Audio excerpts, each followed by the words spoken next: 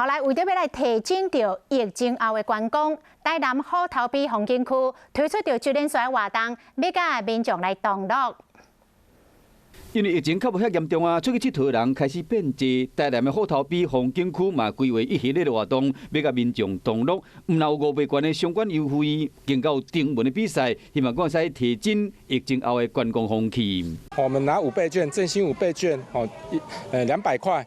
好，那如果说你是坐5个人，本来门票是80块，这样就400块，再加上40块的车费，就440块，我们只要200块，所以是非常划算。